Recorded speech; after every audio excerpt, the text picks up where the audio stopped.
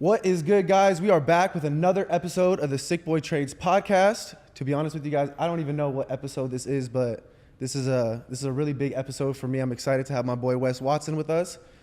Very, very excited to have an amazing conversation, kind of just talk about your story, how you got to where you're at, talk about branding, personal, development, fitness, all that good stuff. And, I'm 22, so I want to kind of get some game from you as a younger, person and individual in the game of, trying to become just a better, person, entrepreneur, and, human.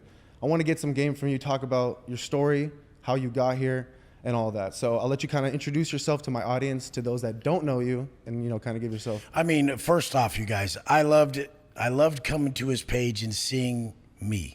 When I was 22, I was the same way. I had some ice on, I had the whip, I had the vision, and too many of you motherfuckers are hating on people who want shit nowadays. Do you understand how much amazing things were built in this world? Everything amazing in this world was built because a man wanted a better fucking life, and he does. And when I see his drive, I see him already with the McLaren. He's projecting and stepping into the person that he wants to be. I know that's who I was, and that's the main reason I'm successful, is because I never stopped wanting shit. And everybody's gonna tell you that wanting material items is a bad thing, and I'm gonna give them a big fuck you for that, because everything that's amazing that we use today and that was built by an entrepreneur or an inventor or anything was because someone wanted a better life for them and their family. But everybody just cops out, and they're like, well, really, if my family's okay, I'm okay. It's like, motherfucker, you want some shit too. Yep. I mean, that's the biggest thing. But let me introduce myself to your following and to your people. Wes Watson, GP Penitentiary Life YouTube channel. I mean, I started posting in prison, in black and white, on my phone in prison, burner cell phones that I would get from the street. We'd pay $1,500 a pop for a burner ass smartphone in prison. And I saw Instagram, and I just started posting.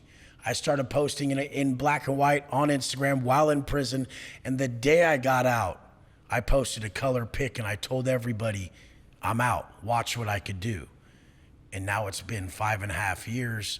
And if you go to my page, you'll see my life now. We're gonna go into everything, but I'm telling you guys, I'm someone who really started with nothing. I was a millionaire before prison, went to prison for 10 years, got out, had $200 in a vision, and I was relentless in the pursuit of that vision. And I'm telling you guys today, if you follow in my footsteps of positive daily habits, building your personal brand online, and really selling something that you use and you value, you'll live the life of your dreams. I love that. And I really do appreciate those words, because I'm young and I took risks, and I decided, I said, fuck it. I'm going to get tatted. I got tatted at 16, and I'm from Orange County. So it's not usually a normal thing. I'm Persian. So most of my parents and family are lawyers and doctors. But I said, fuck it. I'm going to go figure out how to get tatted before I was 18 without my parents knowing, which was a risk. And I said, I'm going to fully just decide to live this life that I want to live and be the person I want to be, because I would see people like you while I was younger, and I looked at it and I was like, this is what I want to do, this is what I want to be, and I wasn't going to be too scared to step into the person I wanted to be. So let's take it back to when you were 22. What was your life looking like? Oh, man. And what were you doing? Well, when I was 22, I was hustling. I was pushing packs. Were you in college? No, I fucking went to just secondary school. Did you drop out of high school? No, I went to a normal high school. They kicked me out, and then I went to like a secondary high school, one of those What year did they kick you out of high school? I don't fucking know. I'm too old to remember that shit. But the thing is basically I was pushing packs. My connects were in Orange County. Mm-hmm. I mean, people don't realize, like, a lot of the kush and a lot of the shit is called OG kush because it's ocean grown, Mm-hmm. And I mean, most of the shit at that time was 6,000 a pound hydro, OG kush and Bubba kush coming from Orange County. And then my connect from Orange County would get packs from British Columbia, hash plant, juicy fruit, all these big ass packs. I mean, 100 packs, 250, 500 pounds at a time. And I'm 22. I drive like a white on white Range Rover, white on white 24s. And I'm getting dumped off, 500 pounds at a time. And at the time, I'm just giving half to one of my homies, half to another. And I'm making $100 to $300 on each pound. So I've been playing with millions of dollars and living a certain lifestyle for as long as I can remember. And I mean, a lot of people don't realize the best entrepreneurs in the world were drug dealers. I mean, honestly, they were people who bent the law. They think outside the fucking box. But I'm not telling anyone to go be a fucking drug dealer. Yeah. But the whole point is I've always been all or nothing. I've always said, fuck a plan B. I always had one agenda, and I was willing to take the risk. A lot of people are too afraid to take risks and too afraid to go where they want to go in life, so they didn't do anything illegal. I mean, I ended up in fucking prison for 10 years at 25, and I got out at 35 with nothing and still made it back to where I'm at today. Do you think after a life like that, the stupid fucking problems out here that all these pussies have bother me? No. Like people talking about people online, fucking breakups, like all these problems that derail men nowadays, I'm the solution for. Because I'm really able to circumvent their emotions and feelings about the problem and be like, listen, you pussy motherfucker. You're not the only one going through this. When I talk to guys going through a divorce, I just go, so you're going through the most common problem on the planet. Yeah. They're acting like they're victims and there's a huge problem happening in their life. I'm like, I get it, bro. It didn't work out. But you're experiencing the most common thing on earth. Like, I just don't get how people victimized, they're so weak and they're so undisciplined. But I do get it, because I was that pussy before I went to prison. Well, it's not I was easy. that guy before prison. Yeah, and the thing is, I feel like sometimes some people need, you kind of have to be in that zone where you get your heart broken or some shit really does go bad for you to, like, get your, your stuff right. And it seemed like that's kind of what happened, right? After you came out of prison, you just completely, well, I mean, I already know your story. So you were locked in the entire time you were in prison. I know you weren't fucking around. You were still, daily routine and all of that. But when you came out, what was your plan? What was the vision? Was it just go to social media or what? My whole thing when I got out was just not be a fuck up. Mm-hmm. Like, I've validated myself with my daily habits, my character, and my conduct for the last 17 years. So, I mean, in prison, that's what you're known by. You're like, this guy gets up early. Mm-hmm. This guy works out hard. This guy's an asset on the yard. He's not a dope fiend. And this motherfucker, he keeps his area clean and he's a man of his word. He'll jump with me if there's a fucking problem. Good person to have around. Yeah, you're just a solid asset. Mm-hmm. But I mean, the whole thing is when I got out, I knew that people were expecting me to be a problem. And I was just wanted to show the world, hey, I fucking figured this out. Mm-hmm. I figured this shit out. I'm no longer a wreck. I don't drink. I don't do drugs. I'm up early every day. I work out every day. I look forward to doing what all you guys think is so uncomfortable. Mm-hmm. I have created the mindset that has coupled discomfort with success. And I have coupled comfort with regression. So discomfort means I'm progressing. And then comfort means I'm regressing. So I live in a constant state of discomfort to push myself forward. And everybody knows that's the key to success. Because, I mean, to get to the top where I'm at, stress management is the ceiling to your potential. The more stress you can manage, the more you can pull off each day. Yeah. Do you think because of the fact that you had your freedom stripped away from you, that when you got it back, it was like almost just like you're on this 24/7 high, because it's like, I have my freedom. I'm not high. I'm just locked into what matters. Mm-hmm. So I'm in a state of, like, a perpetual state of contentment. Did you call it a flow state? Yeah, just flow state, contentment. So, like, by me listening, by me abiding by my conscience. Like I say, conscience congruency is the form of that we should live in. So I always tell people your conscience is the authentic voice of God. So if you're listening to your conscience, you're walking directly in the footsteps of creation. Everything you're supposed to do everything you're supposed to do on the path of your life is supplied by your conscience. Mm-hmm. So I just don't choose Wes Watson over reporting above anymore. Anytime I choose Wes Watson and what he wants, there's a fucking problem. But every time I listen to my conscience, I walk flawlessly into everything I want. It actually comes to me.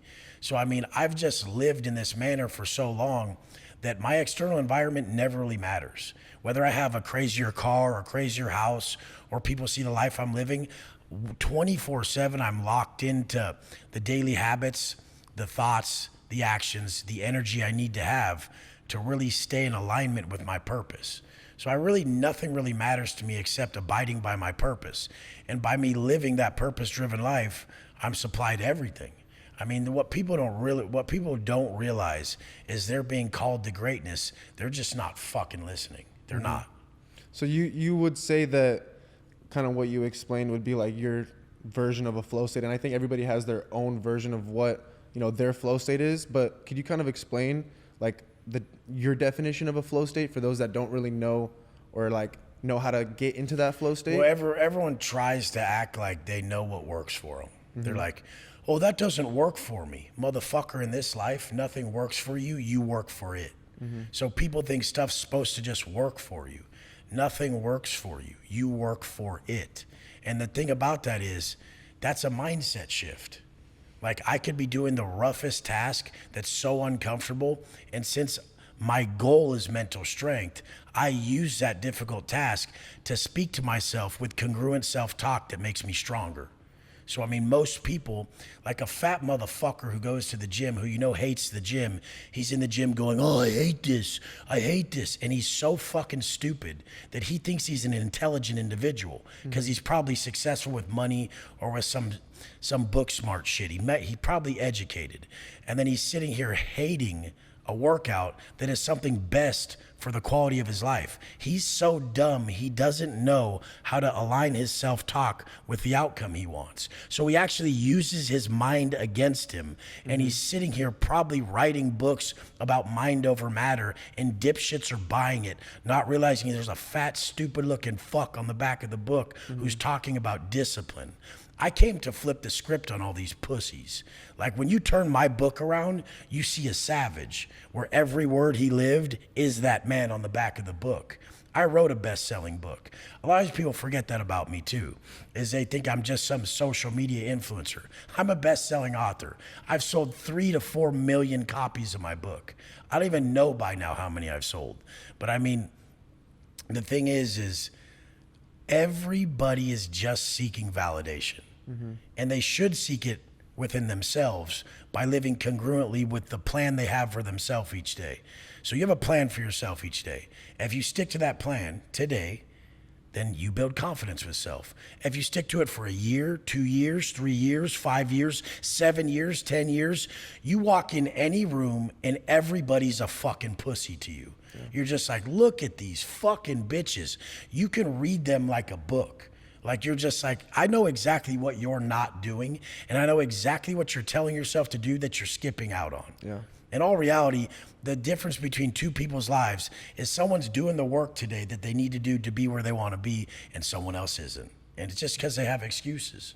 Well, it's exactly what you told me when you saw me. You said you got your money right, but we need to get other parts right. I'm impressed by where you're at 22 with your money, but if how tall you are, we put if you have 40 pounds of muscle on you in the next 6 years, and you're lean and you're tan and you're tall and you're good looking and you have money and you take the stage and you command the camera, who the fuck could beat that guy? So I'm a master at creating a visual and creating people's 10.0 character. A lot of you guys won't see that character because you haven't created it. So you need to be around someone who's created that character for themselves and other people. And I've worked with top people who do this as well, but then I look at them and I'm like, what are you just the biggest hypocrite? Yeah. Like, you create like people's vision for themselves and you look like that? What the fuck is that? Yeah. And it's like, people don't realize that they're walking hypocrites. Like a doctor who's supposed to be about health, but he's fucking 40 pounds overweight or just looking like shit. I mean, why are people so foolish as to not even have the level of introspection needed to be like, is what I'm saying aligned with who the fuck I am? And that's what most people need to fucking do. And I see a vision for you that is undeniable. And that's what you need to be nowadays, because so many people are one-trick ponies. Yeah. And let me pick this guy, but I don't respect this about him. Let me pick this guy, but I don't respect this about him. If you're everything, then you won, and nobody could denounce you. How do you help a person find that, like, that vision for themselves to be able to even like have the confidence to say, because it takes a lot of balls, you know what I mean? You don't just go and become that person without really having confidence. It's social media. So social media is the best tool ever, because this is what happens. You can put out a scenario in your content. I could put out a scenario of an avatar of an individual who needs to change. And that person will know I'm talking about them. And they'll have two choices. Say, fuck you, Wes Watson, I hate you, you're a bitch. Fuck you, I don't believe what you're saying. Or you could say, he's talking about me and I need to change. Now, that was the first time that person was able to be accountable and see their faults, see their weaknesses, see their flaws. That was the first time that they were able to see it. And guess what? Law of exposure states, once something is seen, it cannot be unseen. So the rest of their life, they're just like, fuck you, Wes Watson. You made me see my dumb walrus ass titties. And I look like a weird fuck in front of my chick, walking around all like men who take their shirt off and they're uncomfortable with their shirt off. Change your life now. That is the weakest thing on the planet. You're a man and you're uncomfortable with your shirt off. Like literally do everything you can to not be that person. That is the weakest person on the planet. A man is a savage. A man is looked at by his woman like he's a fucking god. Oh my God. How do you even, you just got these veins and you're this tan and you got muscles busting out. How do people not even understand that that's how a man's supposed to look? Every culture before us like made sculptures and they did everything about these men, how they're supposed to be. This is what they're supposed to look like. And then nowadays everyone's like, it doesn't matter because they're so fucking stupid. They're letting societal standards deem who they are as a man. I'll never do that. I set my own standards. I live by them and nobody changes the way I think. Well, look at like the people that they idolize, Elon Musk and Jeff Bezos. Oh like, my God. Like Jeff Bezos is actually getting jacked now, though. He's getting jacked. But a lot of the top guys that are billionaires are getting jacked now. Because they're seeing guys like you and they're like... What they're doing is they're finally sitting down and they're like, I feel like shit. What am I supposed to do? And they're seeking answers and they'll hear some content from someone like me or from someone else. Someone the other day was like, Jeff Bezos used to be worth $10 billion, he drove a Honda Accord. I'm like, yeah, because in 1990, Wes Watson's content wasn't out. But now Jeff Bezos is jacked and he's got a crazy yacht and he's buying everything. Get that straight. Didn't he just buy like $100 million mansion? He bought everything in the billionaire bunker or whatever. Like Indian Creek is right here. You thinking to get something over there? Oh, fuck, I can't. I can't even, this is the thing I don't do. This is the thing I don't do that people be shocked about. I don't plan moves like that. All I do is every night I look at the places that are in my range and I look at the cars in my range, planes and helicopters and watches and stuff I like. I look at everything like that in my range that I want to purchase. And I just start like seeing what's around. I just know the price of everything. I never desired to even be in the position I'm at. I didn't even want to get the Bugatti. One of my students bought a Bugatti and he was like, everyone's like, damn, that fool got a fucking $3.7 million fucking bug. He's ripping around. And it's my boy Jados. I'm proud as fuck him. He's a shit. Great dude. And then he was just like, you have to get one. And then like the other people were like, well, you have to. And I'm like, no, fuck this. I don't want to right now. Like, this isn't the time. Every decision I ever made that leveled me up fit two standards. It didn't fit my pocketbook and it didn't fit my timeline. Every decision that leveled me up did not fit my pocketbook or my timeline. The whole point it was a level up is because it stretched me. It's uncomfortable. It was uncomfortable. The key to success. I got the chills right now, bro.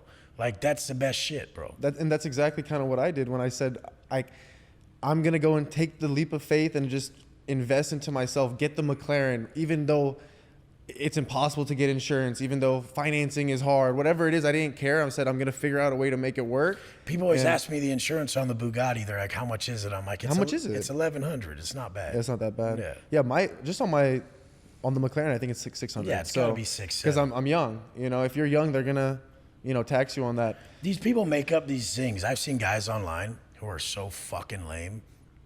They'll be like, what's the maintenance on a Rolls Royce? And they'll be asking like one of these dudes who, I don't want to say their names, but you guys have seen their content. They're such fucking jokesters. And it'll be like, well, it costs this much. I'm like, bro, the car's brand new. For 4 years, you don't touch it. What the fuck are you talking about? I've had 7 Rolls Royces. Would you buy an old ass one? Like, it's brand new. There's no maintenance. You don't pay for anything. What the fuck are you talking about? That's the same thing with these guys who post the Bugatti shit. The car's brand new. Like, I have a brand new one. Yeah. There's no maintenance.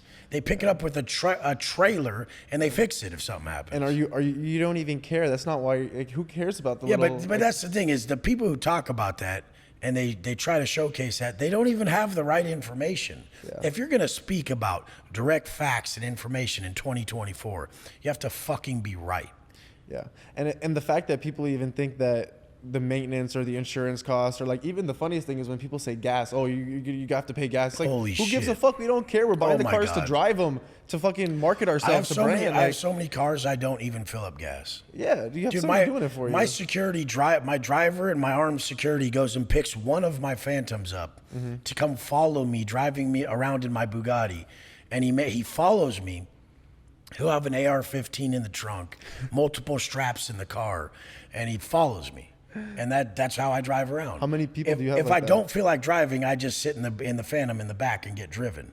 But I mean, the whole thing is at this point, the upper echelon of where I'm at, it's only going to be driven in a Phantom or driving a hypercar. I really can't even drive an SVJ or like an F8 or like an SF90. I can't even like drive those anymore. Like Why? they just don't even feel like anything to me, you know? Like it's just not as my worth is so high in my mind that I have to drive up in the best shit.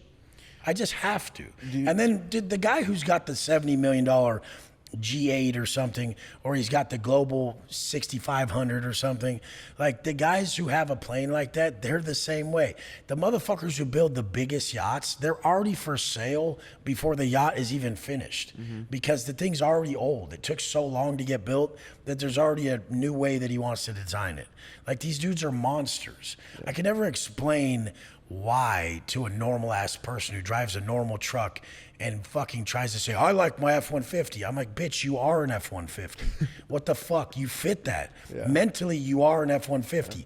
I'm glad. I am fucking glad that he believes he should have a supercar at his age. That is more important mentally than all your stupid fucking knowledge and everything you think you're saving for and everything you think you fucking are. And you guys want to debate me on that, but where the fuck are you in life compared to where I'm at? Where he wants to be is everything. His mindset about himself, what he believes he deserves is fucking everything. It's the same way I was. So when you roll up in the Bugatti and you roll up in the SVJ, obviously you're getting more respect in the Bugatti, right? But which one is the funner car to drive or more experience? Like I a mean, better experience? I don't even care about the fucking drive really, but I mean, they're just different. Completely different. Huh? Yeah, the SVJ is like loud. It's fucking rough. Yeah.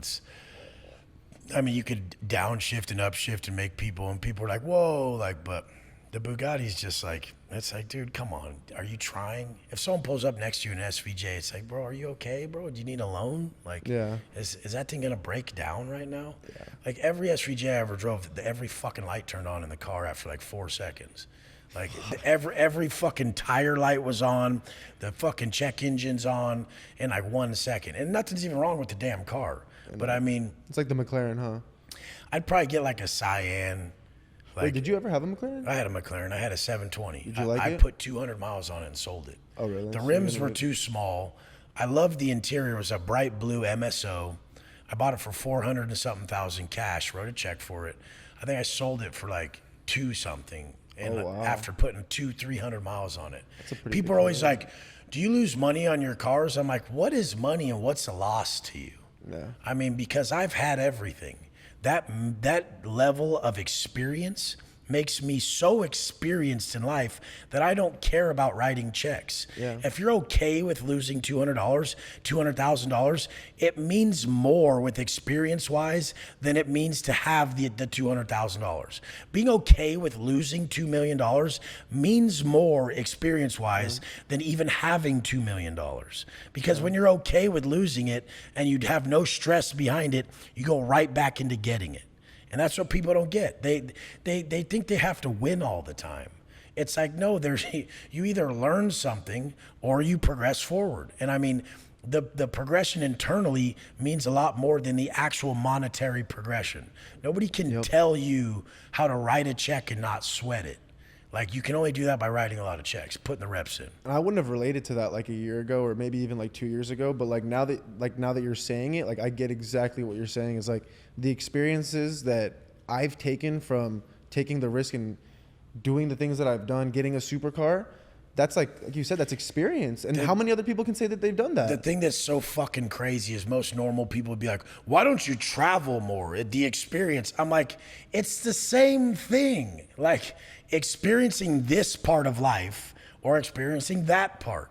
You just choose to travel more because you're probably more of an introvert who wants to leave his life. You don't want attention. We want attention. So we pull up in the car and we want people to look at us. Who's more valuable in 2024? The recluse who wants to leave, not be seen and hide, or the guy who wants to be seen and pull up? I know who's worth more money.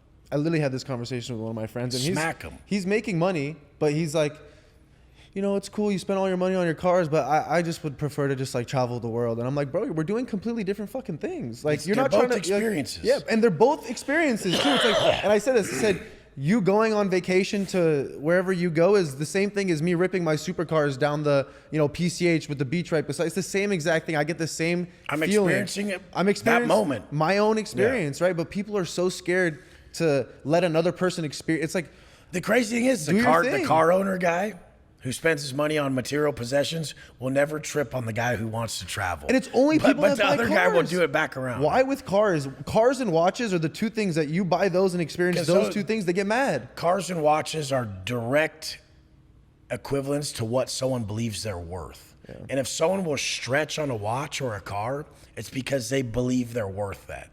A lady the other day came up to me. I was coming out of Smoothie King. And she goes, I've never seen the inside of one of these Lamborghini SUVs. I said, this is one of my worst cars. And she goes, what do you mean? I said, I have 6 Rolls Royces, I have a Bugatti. I have I've owned and had basically every fucking car. And she's like, whoa, that's crazy. Why do you need that many? I said, because I'm worth it. Mm-hmm. And she goes, oh, good answer. I like this. She said, good answer. That told me a lot about her. But I mean, people don't feel that way because when you have something better than them, they feel like you're telling a story that you're better than them. Mm-hmm. That's the story they're telling themselves. And they don't want to feel insecure. They don't want to feel insecure that you're besting them in an area. And look, area. I was watching one of your old podcasts where I think you were talking about one of your old girlfriends, and she was saying that, why are you buying all these cars? And you said you need someone that's saying, buy more cars. Let's keep pushing the boundary. I need someone who says buy more cars. I related to that because I was like, bro, like, I've been with I will tell you buy more even cars. Friends. Yeah, that's what I'm saying. Relationships. Yeah. It doesn't matter if it's a girls, guys, or anyone in your life. Exactly. Is going to be a huge aspect of your growth. That's what I'm saying. Yeah. So I mean, you have to be around people who've lived the life you want because, like I've said before, psychologists say we don't see other people. We see our current state projected onto other people. So if you want to be like someone, you have to be around them. Yep. Because I'm sitting here going, nah, bro, you need to put on 30, 40 pounds of muscle. Yeah, you need a better car than the McLaren. What? You only make that much? We need to make you more money. Mm-hmm. So I'm literally, since I'm where he wants to be, I will literally project my level onto him and force him to get it. Yep. So if you're dating someone you don't want to be like, there's a problem. Yep. And the thing is, most people do really want to be like us, but they're just too insecure. Yeah. They tell themselves they don't want that type of attention. And the thing is, they're not ready for it. They're not ready for it. They haven't done the personal development work. They haven't sat there in their mind and told themselves they're worth it. They're worth it. They're worth it. They haven't pulled up and saw that everybody was admiring them. They pulled up and everyone was hating on them. Yeah. And it's usually because they didn't make the money. When you make the money, you pull up and everyone's admiring that and cheering you on because you killed it and you're proud of yourself. Yeah. When you didn't make the money, you pull up and people are hating on you because they must have got it from someone else. Yeah. Yeah. And I think that a lot of people, they just... The psychology of pulling up. and that's like something like I've, like myself as, a younger, I still go out, right? So when I go out, I pull up with the McLaren, the Rolls, and I take the BMW, and the whole crew pulls up. We stay right in the front of the valet, and we get respect. But when we, a year ago, 2 years ago, we pull up in an Uber, you know what I mean? It's a completely different scenario. But I did that once, and like you said, I got that attention, and I felt it, and I was like, that's the person I want to be. I want to be that. That's the person I want to be. But most people are scared. I deserve respect. They're scared. Yeah. They're just scared. They're not ready to take that leap of faith. And as I started to take that step, my friends started to see that vision. And then when I bought the McLaren, my other friends that were maybe too scared to go and buy a supercar, like, wait, I can do that. He just showed me that he can do it. And when I see you go and buy the Bugatti, I'm like, okay, there's levels, you know? So I want to ask you, do you have people that you're looking to and that are kind of like that level for you? Or are you just like... No, because the people at my level that are bigger, there's that weird frugalness to them where they're like, it's always more investments. And I get that, but I make more than them. So they'll be talking about their investments, and their investments are safe long term. But cash flow wise, I've never spoken to one of these real estate guys that cash flows $3 million a month. One guy the other day was close, and he's a beast. And he's like, I cash for like $2 million a month off my shit. I said, I still make more than you. So why would I invest my money in real estate like you're doing when I could keep investing in my personal brand and bring it to 6 million, 10 million, and then, yes, you're correct, into more real estate. I invest in like Blackstone. So Blackstone owns the world, and they own all real estate. Like, they're the biggest real estate holders on the planet. So I just safely put a lot of money in Blackstone to where my returns right now off my portfolio with BREIT, which is Blackstone's Real Estate Equity Income Trust Fund, I could live off the rest of my life off just the percentage I make off it.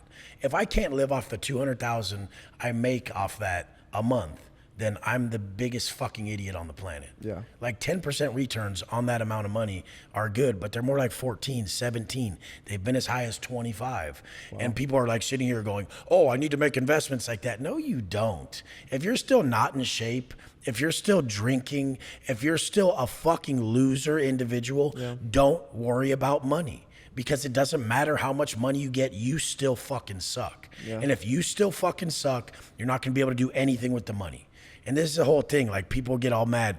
Wes, how are you gonna say I suck? This is how you know you fucking suck. All you motherfuckers, this is how you know you fucking suck. If you fail to hold your word to yourself daily, you suck at being you. And if you hold your word to yourself daily, you're good at being you. That was your word to yourself, you stupid motherfucker. Like, if you don't hold your word to yourself, you suck at being you. If you do, you're good at being you. But now, what are the levels at which you're holding yourself accountable to something bigger? I mean, is your word to yourself that you're like, I was on a fucking a panel the other day with a guy who said his program was wake up and play video games with my kids. And he had 10-inch arms and a fucking huge gut and tits. And he didn't see anything wrong with it. He thought he was a Christ-driven man. I'm like, oh, what the fuck? Do you understand the pain you're going to cause your kids if they try to resemble you? If your kids want to be like you at all, do you understand how bad they're going to get bullied? Like, if they resemble you in the slightest bit, you stupid fuck, you are setting them up for the most painful existence known to man. How do you not realize how painful your life has been being a pale, 10-inch armed, titty-having fuck? Like, these fucking people are so delusional, it makes me sick. It's like, do you want your... Okay, wait. Being fit really doesn't matter. Well, do you want your kid really fat, or do you want your kid in shape? They're going to say in shape, right? Well, I mean, look at when you're young, you always look at the kid that was the best in sports and was talking to all the girls. Like, that's the kid I want as my son. I don't want the fat little kid sitting in the corner. Oh my God, if your kid grows up fat, that's so painful. Yeah, I grew up pretty fat. You have just fucked him. I grew up pretty fat. As a kid, I grew up fat, but I'm gonna be completely honest with you. It helped me a lot because I was chubby as a kid. I learned from it. You know what I mean? I was learned a chubby from little fat fuck as a kid. But I guarantee everything you, I say about people is me telling them the pain I knew. Because I know exactly what they feel. They can't lie to me. If they're pale with tits and a gut, that was me. But you didn't have somebody like yourself to be there for you. You know nobody what I mean? was ever like that. Exactly. Nobody has even been like me online till I came out. A lot of these guys are starting to do it, but they all copy me. None of them were talking this way before me. No one was okay with saying dudes have tits. You guys are soft bitches. Not one of these entrepreneur fucks that speak like me now talking about being congruent and looking above and shit. They all bite my dick and bite my shit, bro. All of them. Every fucking one of them. And it's like, oh, come on, dude. Just put my name at the bottom of that, motherfucker. Like, go ahead and put my name at the bottom, bitch. What do you? I just laugh at it. I'm like, thanks. You know, it's just fucking more glory to me, motherfucker. Well, remember, it's the greatest form of flattery, right? It's the greatest form of flattery to copy motherfuckers. Yeah. But the thing is they fully run with it. Like, and they've adopted all my sayings as like their whole shit. And I'm like, God, man. Like, you couldn't come up with your own shit. Some dumb fuck out of prison had to come out here and fucking school you guys. Like, what the fuck's that about? But that's exactly what it's about. Yeah. I spent more time with myself than these motherfuckers. And it was just all honesty. I was really a chubby little fuck who wanted to die often because the kids were ripped. They were tan. They went to the beach and surfed with their shirts off. And here I was like, what the fuck is this shit? Yeah. And I was smart. Like, I was funny. I was like, I had a good personality. And I was like, what the fuck am I like this for? Yeah. So at like 14, I got the Arnold Encyclopedia Bodybuilding. And I studied that shit. I wanted to be jacked like these motherfuckers.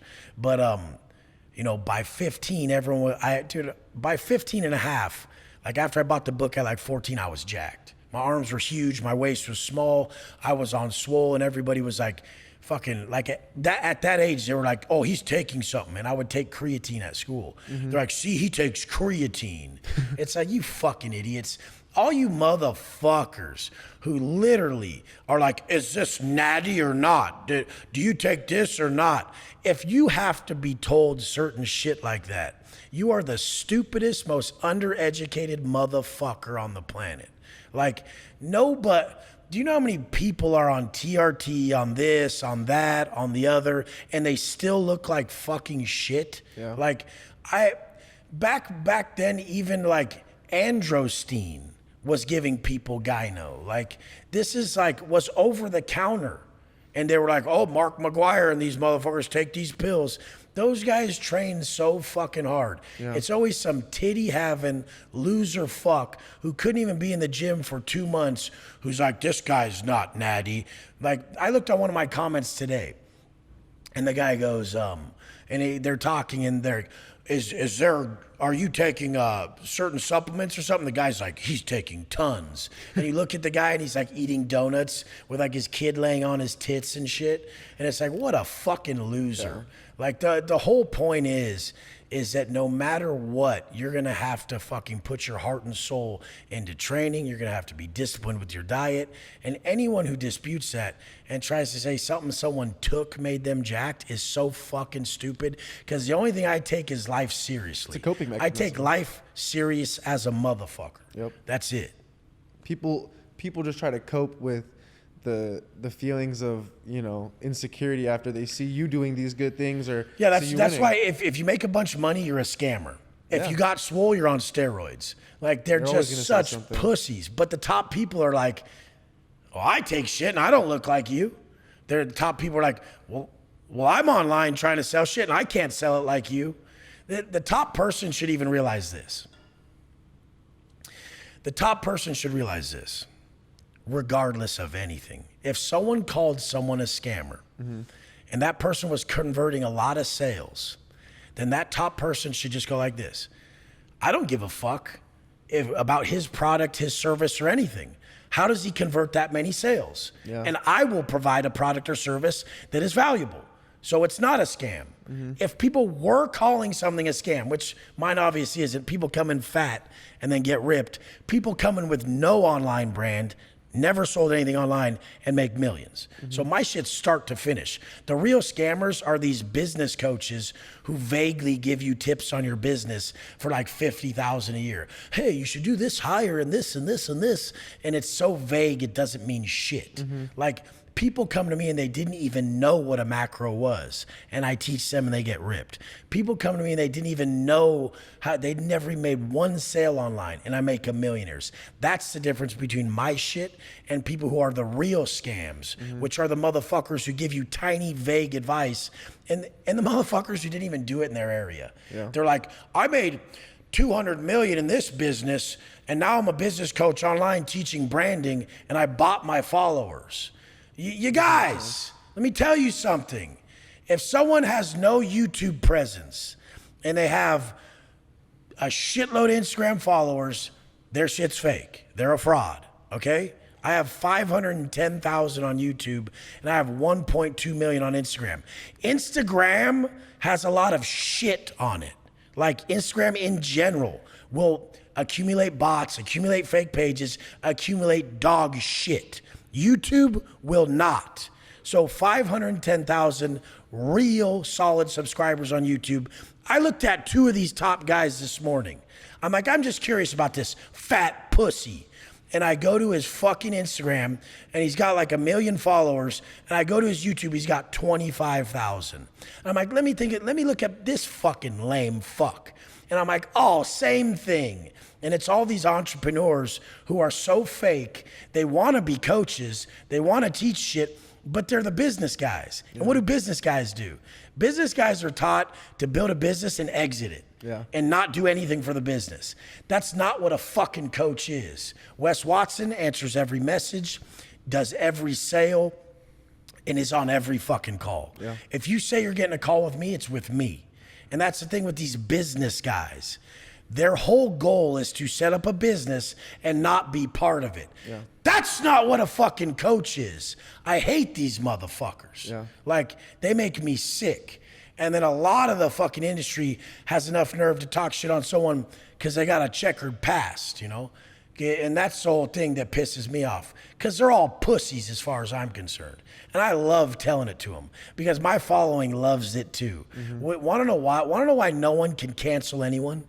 Because want to know why Wes Watson or most people can't get canceled? Because I individually worked with all of my followers, and I talked to them personally, and I saved and changed their life personally. The only people who get canceled are these broad fucking lame fucks who never really worked with anybody. Mm-hmm. Like, you can't, people will find me that I changed their life. Yeah. They find me.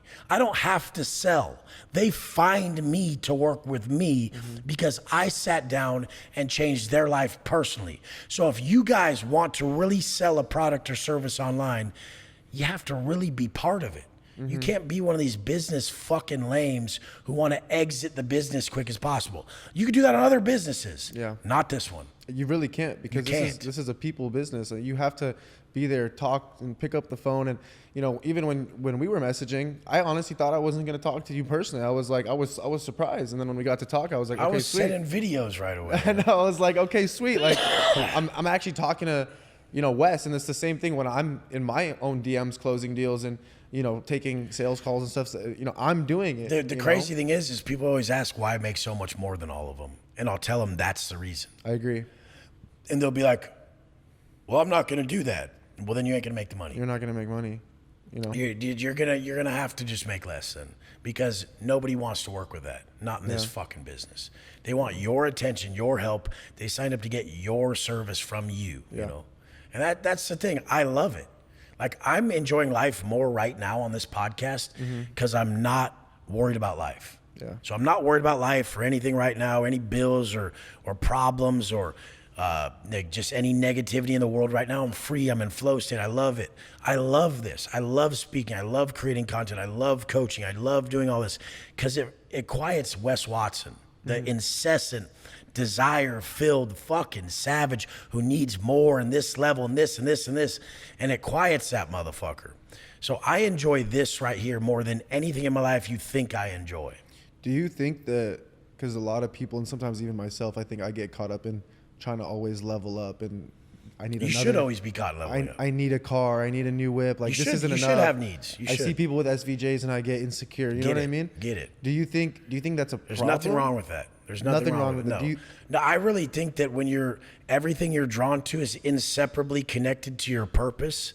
And if the calling is louder, you need to do it quicker, because that's actually God calling you to make this move, because you're supposed to be somewhere that you're not yet there. So he's like, dude, you need to get this SVJ. You need to get this SVJ. Because he knows in 7 months, if you pull up in that SVJ to this place that he wants you to go to, you're going to meet someone who's going to change your life, and it's going to be everything that you're supposed to do. Like, it's all set. But you're being called to it, but you're being stubborn. No, I don't know if that's the best choice for me. He's like, make it. Go. And he doesn't realize that you're going to meet the girl of your dreams when you pull up. And it's all meant to happen. Yeah. And you're not following it because you're like, no, but Johnny told me an SVJ is not a good investment. Don't listen to Johnny. Listen above. Report above. I got you. I got you. No fear. All faith. No fear. All faith. Yeah. Go, go, go. And that's how I roll. That's how I move so fast. I never believe that I won't be able to do it because I'm being told the right path, and everything I've done has worked. And I feel the exact same way. Do it. Make the choice. Everybody told me everything I did was the dumbest financial And decision I could have made. the second someone speaks and you don't want to be in their position, just tell them, shut the fuck up. And they're like, why? And you're like, if I listen to you, I may be in your position one day and I don't want to be there. Nobody does. You don't even want to be where you're at. So shut the fuck up and quit giving advice until you're where you want to be at. Oh, I like where I'm at. No, you don't. Nobody does. And I especially don't. So get the fuck out of here. So I tell people that so quick. Like if someone in the gym comes up and is like, hey, I do them this way. I'm like, why you tell me how you do them? Dude, I see guys on podcasts, guys online doing all this shit. And they're like, this is my routine. It's like, are you the outcome we get? Well, we're going to go ahead and not do that routine. Yeah. That's what people don't get. They try to sell coaching online. They try to sell a product or service online. They don't want a product or service. Nobody woke up this morning and said, I want to do a new coaching program. I need to get a new service that I can abide by these tasks. They want the outcome you have. The only reason they buy the product or service is because they want your life. They don't want your fucking program. They want your life. So you have to show your life and then supply a program that gets your life. That's what these people are so fucking stupid. So these entrepreneurs are online explaining all this shit, and like they tell the middle. They tell the middle all day like that's what matters. People don't care about what they have to do to get the outcome. Yeah. They're like, I want your outcome. And the dumbass entrepreneur guy's like talking about how he got there and breaking it down. The person who's buying it does not even want to know that. Like, I don't want to know how I'm going to fucking kill it in real estate from where I'm at. I want you to have the result I want, and I want to pay you to get it for me. Yeah. That's what I want to do. I want to pay you to get it for me with as little of me thinking as possible. So you can just be like, okay, eat this, do this, post this, post this. So that's why my program's like that. You're going to eat these macros. You're going to do this workout. You're going to think this when this is happening. When you go on your IG, you're going to post this, post this, post this, post this, post this. You're going to say this, say this, say this, say this. You're going to charge this, charge this. You're going to download this, go. That's what I do for people. And these idiots don't get that that's how simple it is. What happens if they don't have the outcome? Well, I mean, the outcome for me when I had no money, so I had no money, no cars, no place of my own. I lived at my grandma's. I was selling how much I loved life. I was selling my discipline, my daily habits. I was selling the fact that I could get up every day at 2:45. I was selling the fact that I could eat very clean and get jacked. I was selling the fact that I enjoyed it. I was selling the fact that I could not drink. That's a huge result. Yeah. Those are some of the biggest results. There's people who have so much money and can't do that. Yeah. Look at all these entrepreneur guys. Their after pictures look like before pics. They're like, everyone be proud of me. I'm like, why? Because you have money? You look like shit still. Yeah. Like I saw 2 or 3 of them recently that were so laughable. Other people sent them to me so we could both laugh at the motherfucker. And straight up, one of the worst part, the people who sent them to me liked them and commented and supported the idiot. That's crazy. Dude, I saw a guy a long time ago, a big entrepreneur. He posted and he said, being fat as a leader is hypocritical. I need to get a 6-pack. And all I said in the comments was, your daughter's watching, you better fucking do it. And all he did was get fatter. He is fat as shit now. He regressed so hard. He's like over 300 pounds now, and now talks down on fitness and nutrition and shit. And when people have my type of content, he's like, it's not right to talk to people that way. You fucking pussy. You know exactly what you want. When the mind tells that, when your mind tells you and selects something you want, you never forget about it. Yeah. So the rest of your life, every time you see a fit body, you see a picture of a fit person, every time you see some unhealthy food, you're sitting there going, I'm such a fat pussy ass bitch. And it's just destroying your confidence. So what happens when you're destroyed and your confidence is destroyed?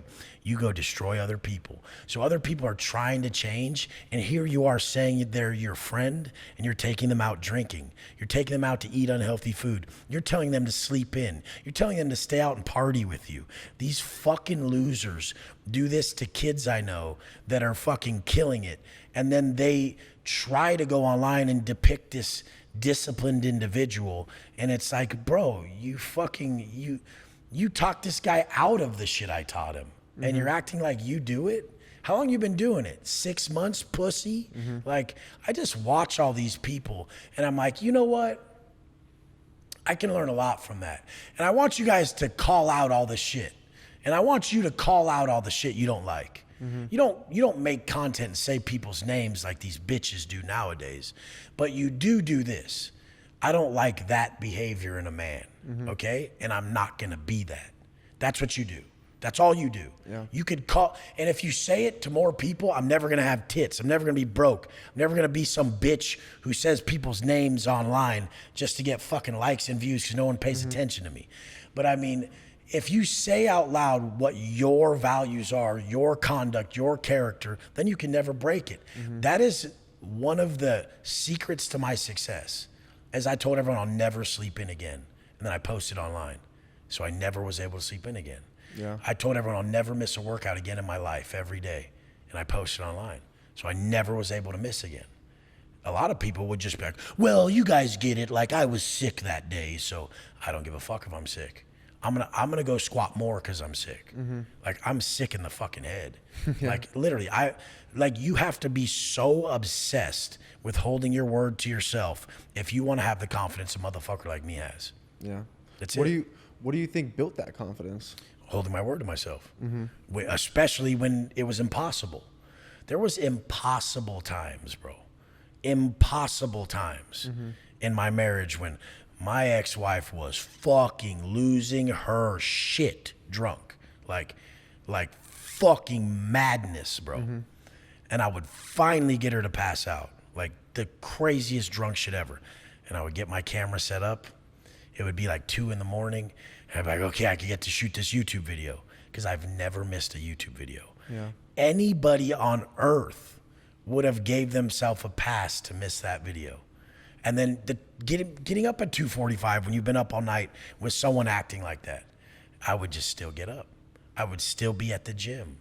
Bro, there was a time I caught her in the car with another dude hours before my 2:45 wake up. Wow. And I still went to the gym and worked out and posted everything and still got on camera that day.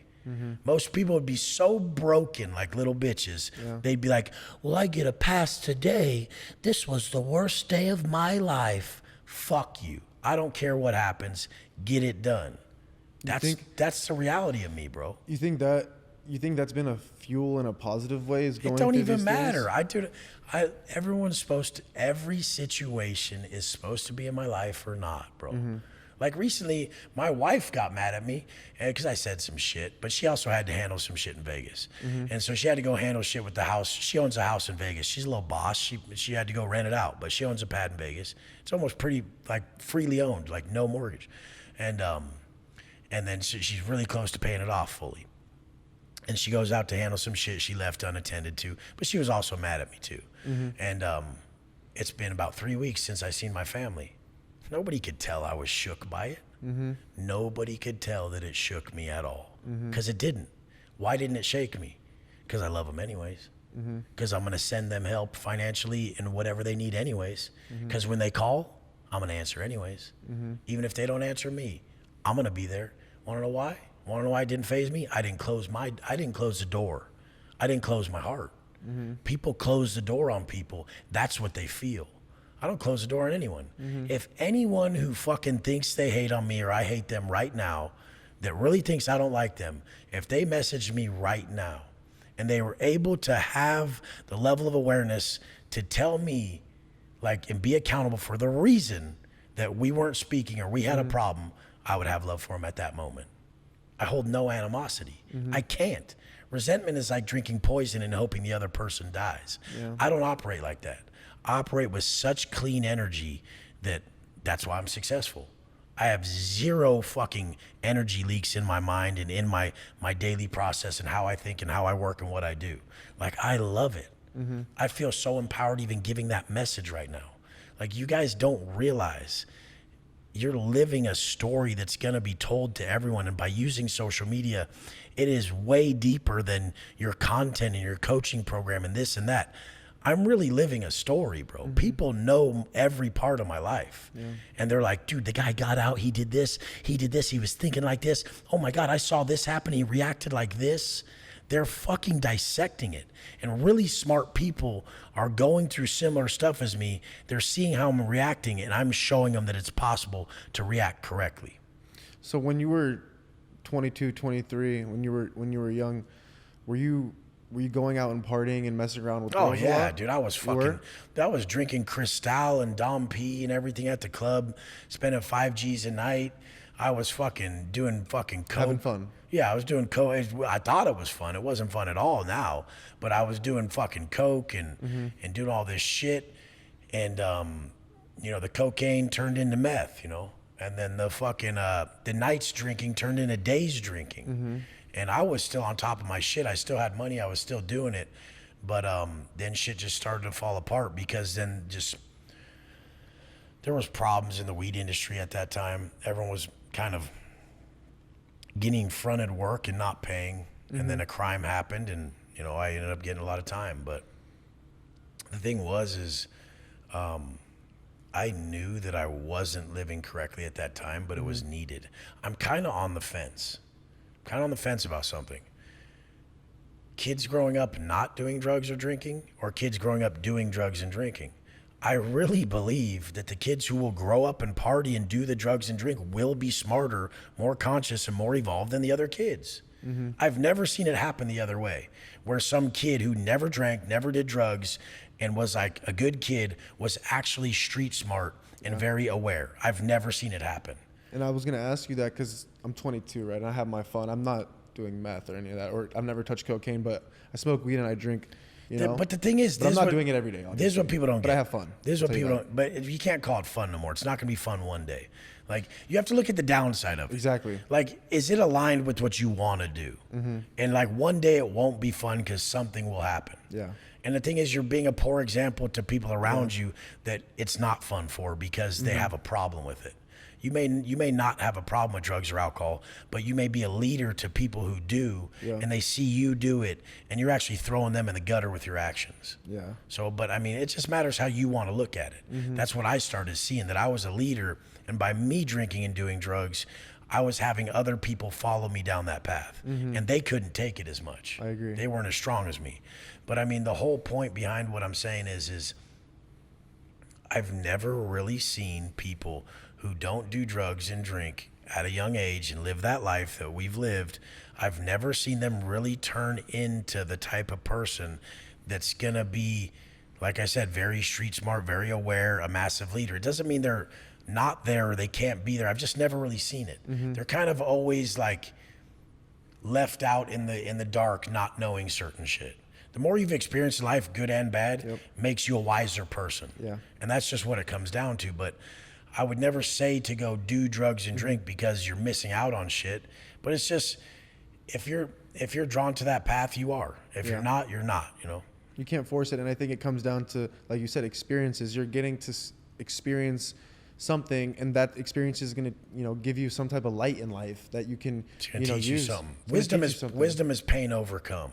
So bad choices actually lead to a lot more wisdom than good ones. Someone who made perfect choices their whole life is not going to be a good life coach. How the fuck could they? I agree. I think literally the reason I am where I am at such a young age is because I made a lot of really stupid decisions. You seem a lot older than your age because of stupid decisions. Yeah.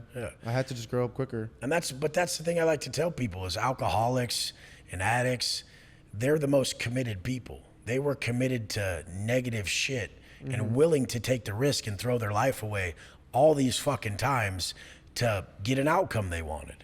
Now, once they turn that same fucking commitment to something positive with no negative outcome, like the only negative outcome is, hey, I may risk this and lose some money. Well, now they turn into massive entrepreneurs. They turn into beasts, bro. That's just what it is. Nobody could denounce that. They have less fear. Yeah, and I think that that's something that is, I mean, I'm constantly working towards that, is flipping that script from negative to positive, and then just putting those habits and like letting time do its thing. If you think about it too, like you said, not meth, you know, and people think that's a bad thing. I was just that much more committed. Like I would have done more. I would have been, I'm more intense. So like the intensity of my drugs, the intensity of my choices, the intensity of my money getting is a variable of why I'm successful. Because I'll redline harder. Like some people will feel the stress at a certain level. I won't, you know, I just don't even acknowledge it. I really don't give a fuck. This is all a plus to me, and I've already lived a dope life. Like the story's already written. I've already done so much crazy shit and helped so many people. I could die today happy. I told my wife on the phone right now, I said, I don't care. Like, I'll sign everything over to you and the girls. Like, I don't want to get burned, but if I die or something, I want everything to go to you guys. And like, I don't care what proves it to you that I would give you everything.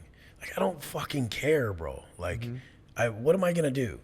Like, from where I'm at, what do I do, bro? Other than commit to people deeper and teach people with my actions like that. Like, hey, this is how committed I am to you. Take that. You know, like, here, have this. Like, I don't give a fuck, you know? And the thing is it's not loyalty to a fault like most people would believe, because the loyalty empowers me.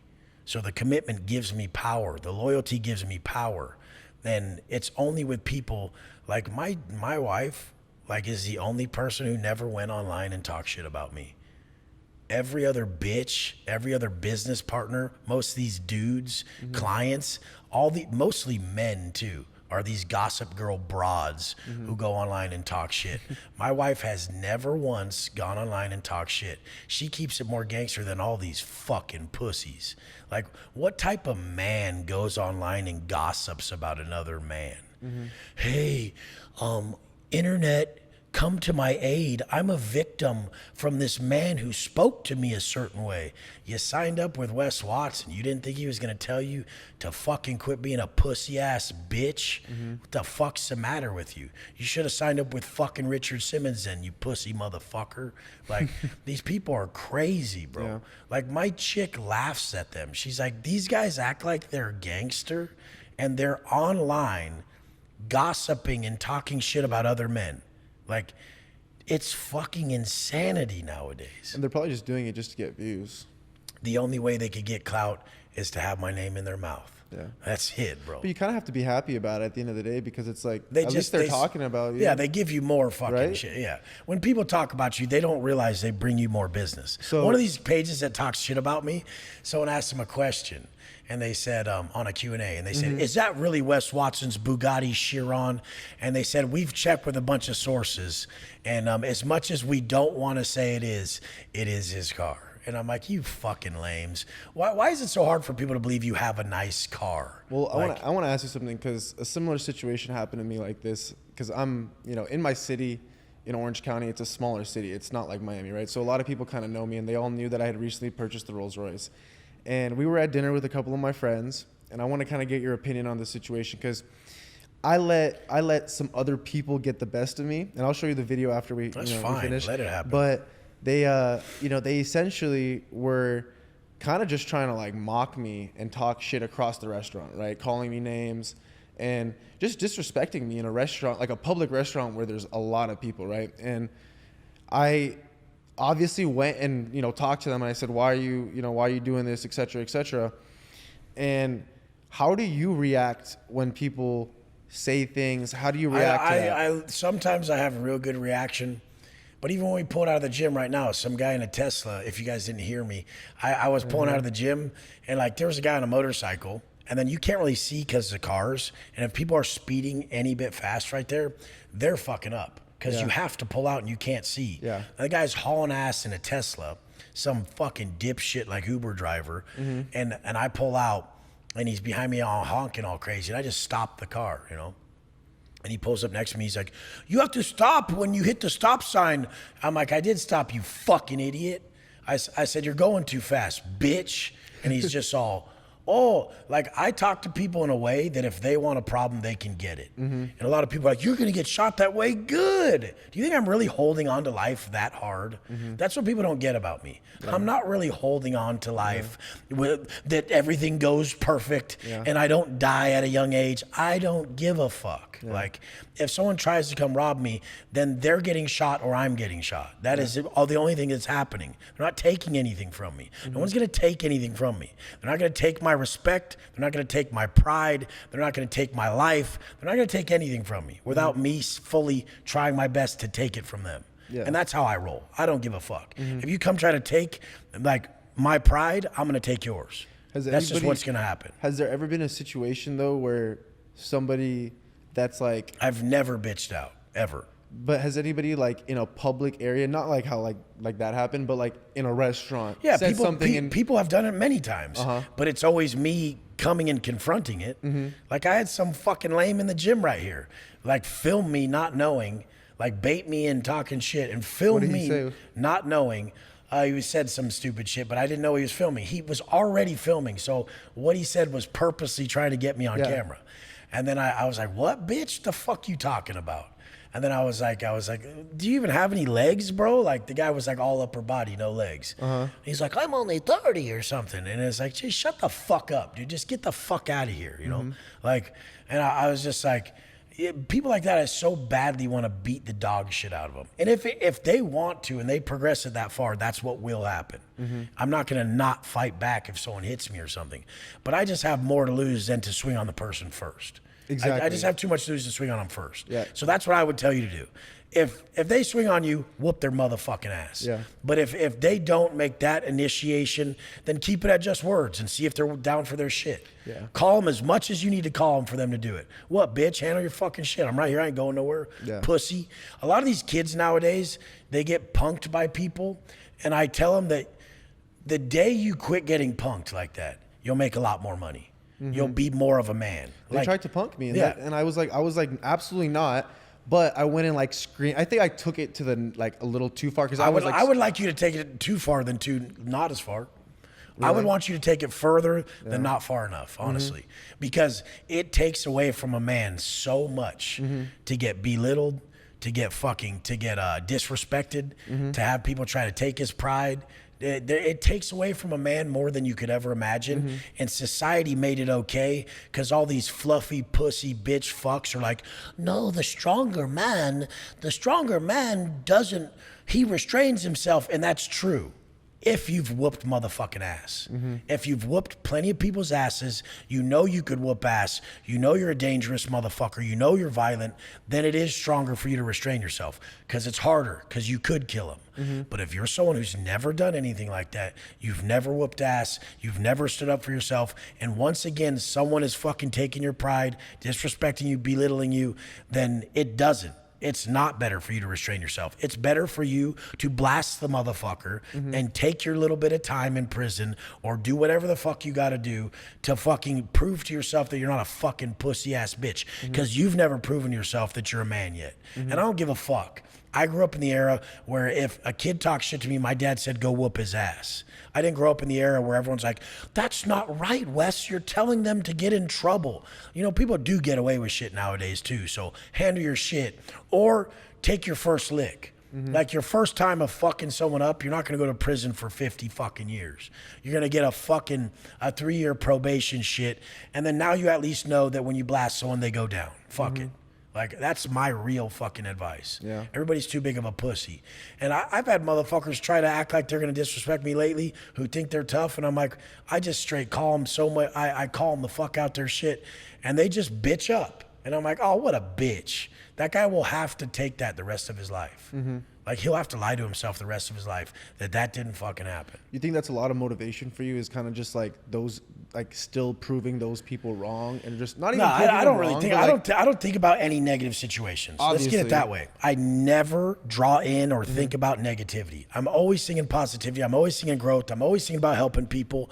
But when you operate at a high ass frequency and you're winning, you draw in people who hate on you. Yeah. They came after you because you were having such a good day. You got a new car, you're eating a good meal, you're loving life with your friends. They came after you because of that. They were so envious of you. You're at this high frequency, they're at this low one. They wanted to drag you down. There's only two things that happen. Either people drag you down to their low frequency or you lift them up. And in that scenario, it wasn't the place to really train them and bring them up to where they needed to be. Yeah. It just wasn't. And especially after a level of disrespect like that, you're not just going to, but, sometimes and in some scenarios, just taking a step back and just, completely ignoring the situation, like you said, is the best thing to do. You just have to know the time and place. I just don't think anyone should ever listen to or follow a man or even take the advice of a man who's not a man. And a man can whoop motherfucking ass. A man can whoop 90% of other men's asses, 99%. Like, that's a motherfucking man. I've whooped so much fucking... Every time I've ever tried to blast someone, they went down like a motherfucker. And that's the thing. Like, people are like, well, someone's just going to shoot you. Oh, fucking well, bro. Like, I got stabbed in prison in my face and they wanted to kill me. Like, I don't give a fuck, bro. Like, it wouldn't be the worst thing. What would be the worst thing? If I didn't live the life I already created. If I lived a life of always desiring to be this person that I've created today, if I didn't create that person, that would be the biggest failure. So, as we kind of wrap things up here, Let's go eat. Let's go get a meal. What would you guys? I go grub with my people. We roll around. We pull up. We don't just talk about pulling up on the fucking shit. We're going to Design District. Probably go eat ZZ's or something bomb. And we're gonna pull up in some whips. That's what we like. That's what we do. That's how we live. You know what I'm gonna do? I'm gonna have to go get the full set of this. I got the shorts and shirt of that setup. I'm gonna have to do it because you told me you had the full set. I said I have to do them. Dude, it's a clean setup. I have to. And listen, I want you to kind of give your last piece of advice to the 20-year-olds, the 18-year-olds, not the older people. I always give the same advice. I want it. What is it? Your life's purpose is to create the individual you admire and give that man to the world. So you have to not be a fucking lying ass bitch. You have to realize to ever master self, you need self-honesty. Self-mastery takes self-honesty, and you have to really be like, do I admire the man in the mirror right now? That's why it's ripped, rich, rare. That's why I told him he's got his money good for 22. He's not going to lose that hustle or that mindset. Yes, he has to keep up his work ethic. But if he works on the body, builds the muscle, he's a good-looking kid. He's not a dumbass. We want to get him off the partying. We want to get him really fucking jacked. And we want him to keep pursuing that money and that stuff and that monetary shit. But we want his character and his conduct and who he is to be congruent with who he would want his daughter to date. Like straight up, bro. And you will be invincible. And that's what I want everyone to be. Create the man you admire, then give him to the world. Appreciate you, Wes. Seriously, you're gonna do it. You're gonna do it, bro. Appreciate it. And I'm excited for you guys to, see the process and continue following along the journey. And that's the best part, you guys. He's gonna start documenting his growth and everything he's doing. You roll along with him. Appreciate you guys. 100%. That's it, baby. Good shit. That shit was fire. That was. That was good. That was good.